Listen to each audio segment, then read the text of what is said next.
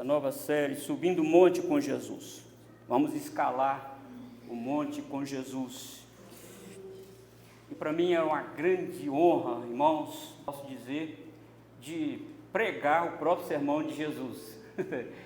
Pregar o sermão de Jesus. Que honra, né, para mim. E que honra para nós também ouvirmos o sermão de Jesus. O que ele pregou há 2000 anos. O que ele falou. Irmãos, eu tenho certeza que Deus vai sacudir a nossa vida com este sermão de Jesus. Como que o Senhor é bom. E eu li numa só assentada, e eu gosto sempre de andar lá em casa, andando, falando, como que o Senhor, parece que eu estava ouvindo, irmãos, Jesus ali pregando para aquela multidão. Irmãos, Jesus, vamos nos deliciar, irmãos, devagar. Eu posso dizer que nós vamos passar aqui alguns meses pregando o sermão de Jesus. Que sermão riquíssimo!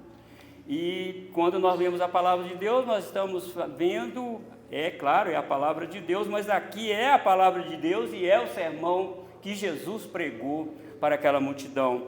Vendo Jesus as multidões, subiu ao monte e, como se assentasse, aproximaram-se os seus discípulos e ele passou a ensiná-los, dizendo: ó, meus irmãos, como eu falei, que maravilha! É bom demais, nós não sabemos que monte é este que Jesus estava pregando. Talvez seja o monte ali perto do lago de Genezaré, mas saber o local, que monte é esse, não tem tanta importância.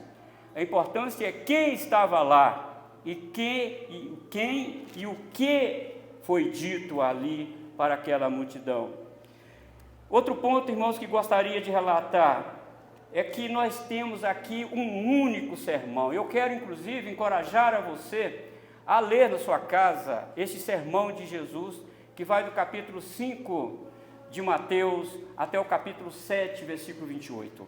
Ali ele fecha este sermão. Eu quero encorajar a você a ler este sermão na sua casa e você vai ver como que o Senhor, de fato, vai falar ao seu coração. Alguns pegam textos isolados, porções isoladas desse sermão para pregar na igreja.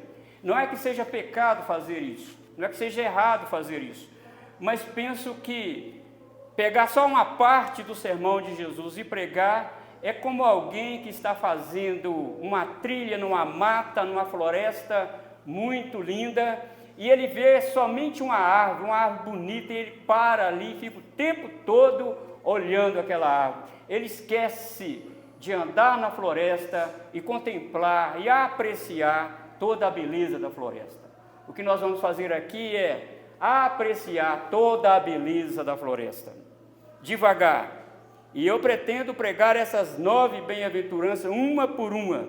Claro, essa aqui é a minha pretensão, mas só Deus sabe de como nós vamos fazer. Então vamos apreciar, irmãos, o que o Senhor Jesus pregou ali para aquela multidão, para os seus discípulos também. Devo também dizer que Lucas também faz essa narrativa do sermão de Jesus no capítulo 6, de Lucas. E Lucas 6, versículo 12, diz que Jesus retirou-se para o monte a fim de orar, e orou a noite toda.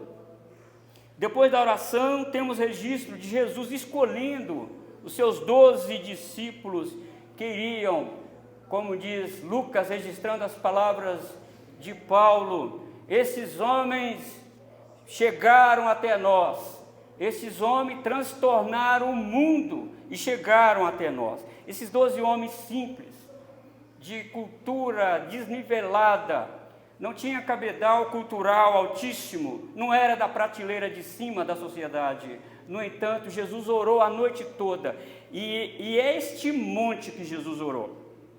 Lucas coloca o seu registro dentro desse monte, Jesus orando a noite toda para escolher os seus discípulos. E quando Jesus começa a descer do monte, Lucas registra que tinha pessoas, uma multidão ao pé do monte, enfermas, precisando de libertação. Lucas diz que tinha muita gente endemoniada, muita gente lunático, que estava como eles criam naquela época, estava sob efeito da lua, estavam paranoicos. E Jesus, Lucas registra que Jesus veio e curou a todas aquelas pessoas. Então, Mateus só diz que Jesus subiu ao monte, mas Lucas pega esta passagem e diz: Jesus nesse monte orou a noite toda para escolher os seus discípulos e curou as multidões enfermas que estavam ali. Por isso, irmãos, aqui neste 2 versículos pequenos, nós temos que Jesus prega a mensagem do reino a 2 grupos de pessoas. Em primeiro lugar está no versículo 1, a parte A do versículo 1, vendo Jesus as multidões, subiu ao monte e como se assentasse, aproximaram os seus discípulos. Primeiro, Jesus sobe o monte e Jesus vê as multidões. Ele viu, irmãos, a multidão de uma maneira que ninguém estava conseguindo ver.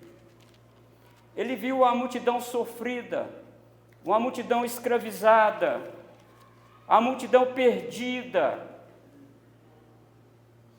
Todos os sacerdotes bem paramentados em Jerusalém, vivendo no luxo, e as multidões leprosa, cega, muda, surda, endemoniado, estava, e Jesus sobe o monte e ele vê estas multidões. Olha, amados irmãos, como isso é precioso para nós nessa noite, quando Jesus sobe o monte e vê as multidões.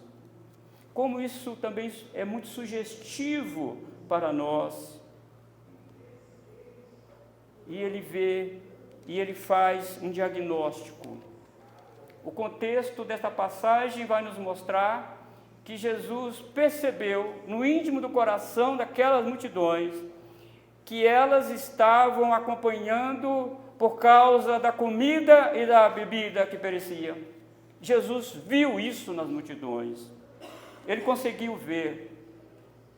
É como um médico, quando você vai ao seu consultório e o médico, você fala dos seus problemas, e o médico, pela sua experiência e estudo, ele tem uma linha de diagnóstico, mas ele diz: eu acho que você tem isso, mas nós vamos fazer alguns exames de imagem, exame de laboratório, para nós vermos de fato o que está acontecendo. Então Jesus olha, irmãos, e vê aquela multidão desorientada, cativa pelo pecado. E isso me faz lembrar do profeta Isaías, que o profeta Isaías falando sobre o Messias que viria, ele diz, falando na boca do próprio Messias: o Espírito do Senhor está sobre mim, pelo que me ungiu para libertar os pobres, tirar da cadeia aqueles que estavam aprisionados e libertar a todos os oprimidos do diabo. Quando Jesus estava na sinagoga de Cafarnaum, ele entra na sinagoga, o chefe daquela sinagoga dá o livro para ele ler, e ele lê exatamente esta passagem: o Espírito do Senhor Jeová está sobre mim. E quando ele termina de ler, ele entrega o rolo para o chefe da sinagoga e diz: hoje se cumpriu essa escritura em mim. Oh, irmãos, como que Jesus viu essas multidões? Jesus viu essas multidões atribuladas. Mas de onde vieram essas multidões? Se você der uma olhada comigo aí no capítulo 4 de Mateus, o contexto aí, versículo 25, você vai saber de onde vieram essas multidões. E da Galileia, Decápolis, Jerusalém, Judeia e da além do Jordão, numerosas multidões o seguiam. De fato, irmãos, eram caravanas de todas as cidades para acompanhar Jesus e ir atrás de Jesus. O interesse de Jesus aqui era orar a Deus para que Ele desse uma direção para Ele escolher 12 homens que ia virar o mundo de cabeça para baixo. E eu quero, Senhor, que Tu me dás 12 homens para virar o mundo de cabeça para baixo. E ele orou a noite toda e Deus deu, mas a multidão se aglomeraram. Queriam ser curadas. Lucas registra que as multidões tentavam pegar em Jesus. Porque as multidões diziam, se eu tocar em Jesus, vai sair poder dele e vai ser curado. E de fato isso aconteceu, irmãos. Lucas capítulo 6, versículo 17 até o 19. Então você vê que Jesus sobe o monte. Não somente ele subiu ao monte, ele viu o que estava acontecendo ao redor dele. Como será também, né, irmãos, a nossa visão? Como nós estamos vendo as multidões hoje? Como nós estamos vendo este mundo de pecado?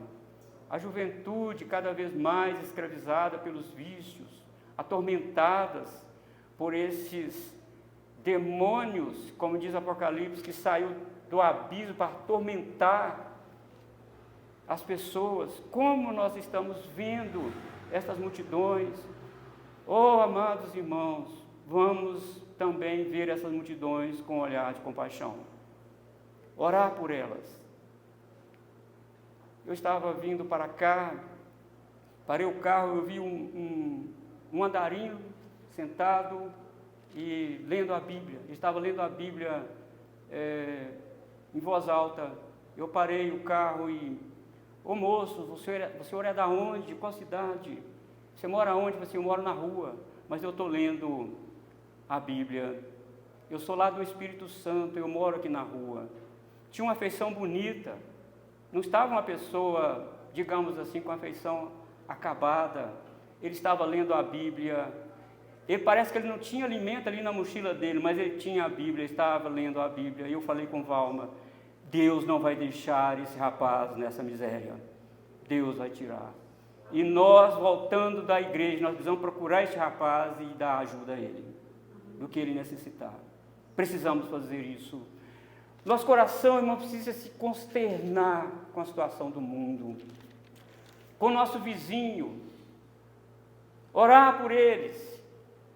Talvez ele não é um vizinho tão amistoso, mas quem sabe nós pedimos ao Senhor, nesse sermão que Jesus começa a pregar, para a gente olhar essas pessoas com um olhar diferente, com um olhar de compaixão,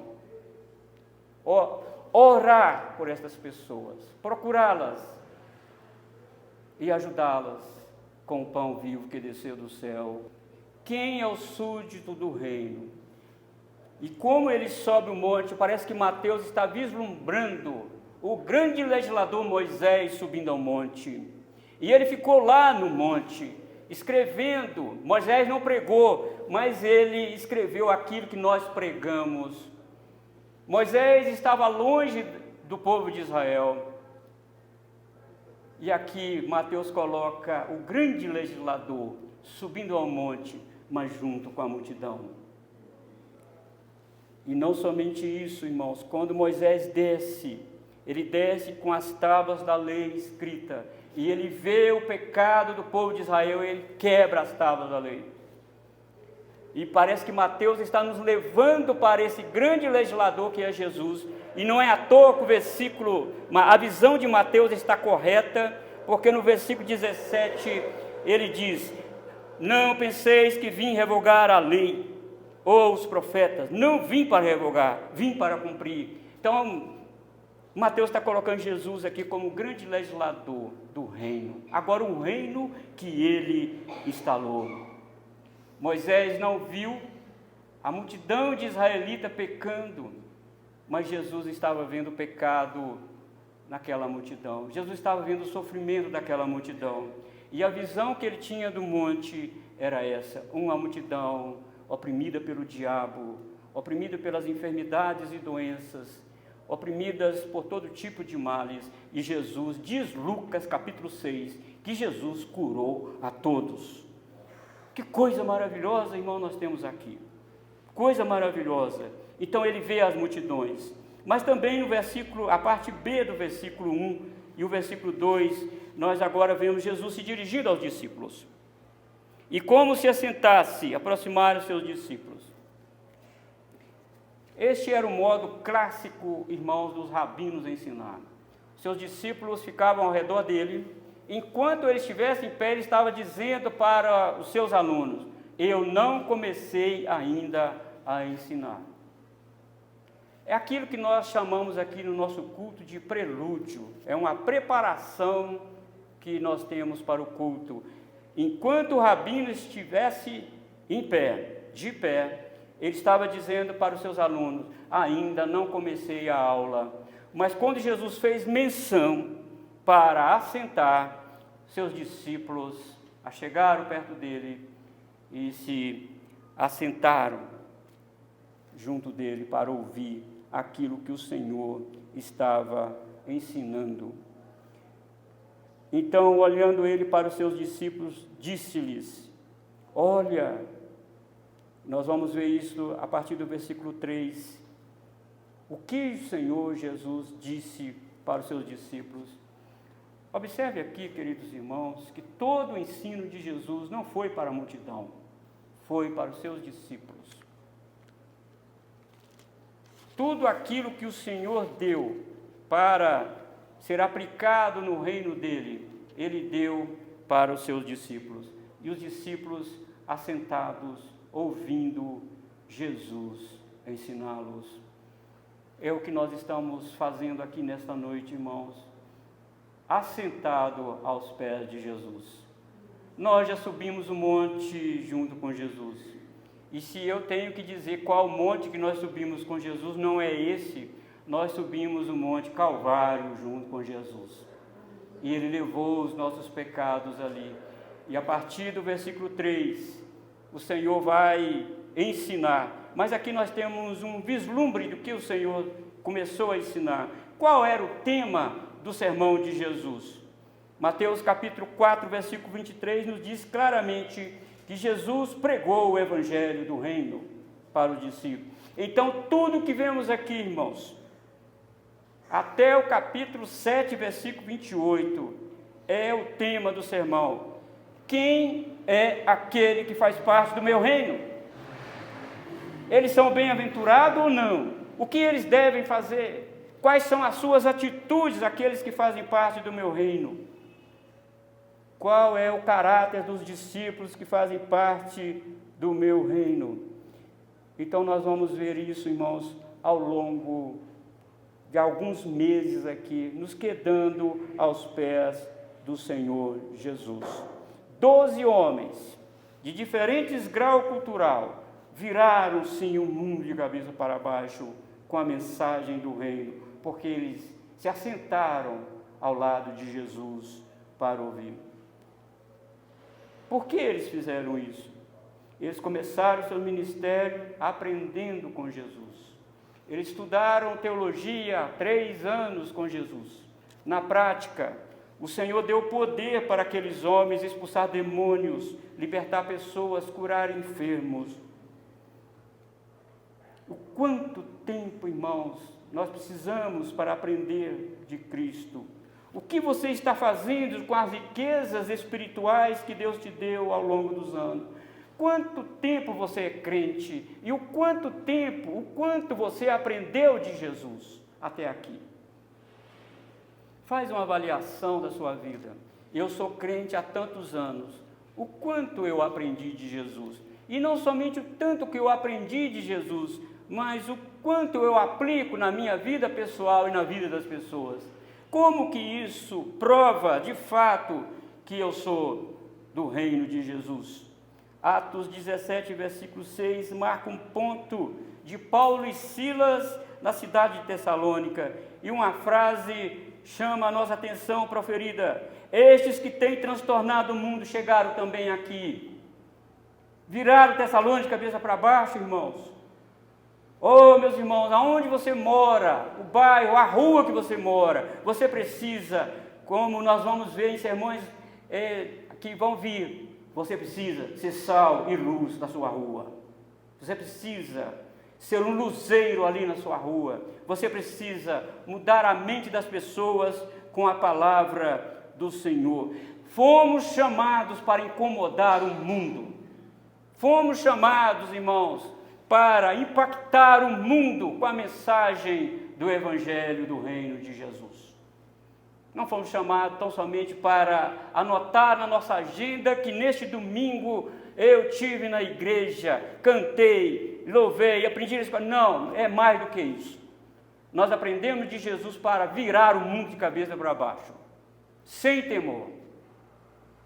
Fazer a diferença neste mundo.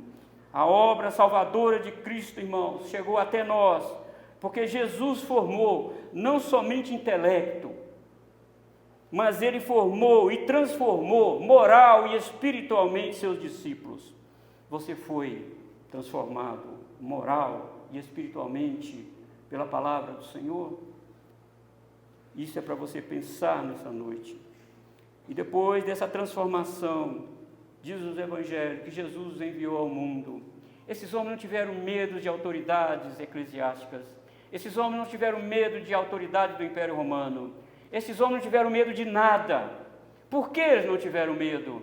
Porque eles entenderam, irmãos, que eles foram chamados exatamente para prosseguir a mensagem do reino de Jesus. Os apóstolos transtornaram o mundo porque o texto foi bastante específico. Seus discípulos estavam próximos de Jesus, ali no monte, sentado, ouvindo Jesus. Quanto mais próximo, irmão, você estiver de Jesus, mais luz e poder você terá. Quanto mais você se afastar de Jesus, menos poder e menos influência você terá. Oh, irmãos, minha oração é que você, nessa noite, comece a pensar no quanto o Senhor te chamou e para que o Senhor te chamou, o quanto você está brilhando, não somente na igreja, mas também na empresa onde você trabalha. Você mora na rua que Deus te levou para lá. Você trabalha na empresa onde Deus te levou para lá, e isso tem propósito. Eclesiastes capítulo 3 diz que há propósito para toda e qualquer coisa debaixo do sol. Você está na casa que Deus te deu, na rua que Deus te deu, então é ali que nós precisamos fazer a diferença, porque nós estamos assentados junto com Jesus, aprendendo dele.